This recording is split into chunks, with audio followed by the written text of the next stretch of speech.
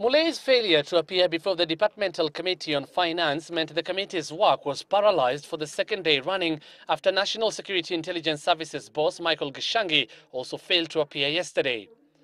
But as the committee seemed willing to pardon Gishangi until a later date, the absence of Mulei was not taken lightly.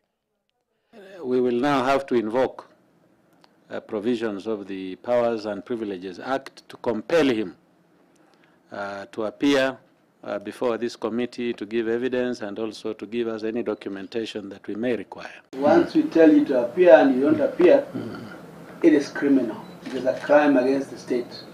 It means failure by Mulei to show up again will be interpreted as a felony. But Mulei, who was suspended from Central Bank over corruption allegations in 2006, responded through a letter to the Departmental Committee saying he was unable to avail himself due to what he described as unforeseen circumstances. The former CBK governor also responded to questions he was to be asked by the committee, including chronology of events leading to placement of Charterhouse Bank under receivership, saying the bank was placed under receivership on 23rd June 2006, 3 months after he left office on 23rd May 2006, thus saying the right person to answer that is current CBK Governor Njuguna Ndung'u.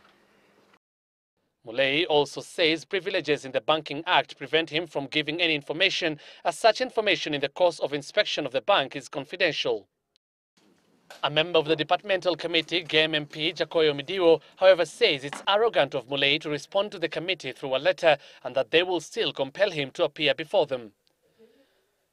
Midiwo is also reading double standards on Mulei's part, saying early this morning around 6 a.m. Mulei had given a sequence of events in his website, at one time writing to the Finance Minister Amos Kimonya on 20th March 2006, advising him to close Charterhouse Bank after several malpractices had been established by a task force investigating the bank. Midiwo wonders why the information was removed from the website an hour later at 7 a.m. and how come Mulei disclosed information he now says is confidential and is not aware of. You give us a copy of this report. The latest turn of events anticipate an interesting session if Mulei appears before the committee as demanded. In the meantime, the committee continues with its sitting next week, with Transport Minister Amos Kimonya among those expected to be grilled to give information in his capacity as the former Finance Minister. The Departmental Committee on Finance wants Charterhouse Bank reopened after it was placed under Central Bank statutory management over claims of money laundering and tax evasion, arguing reasons for its closure were biased.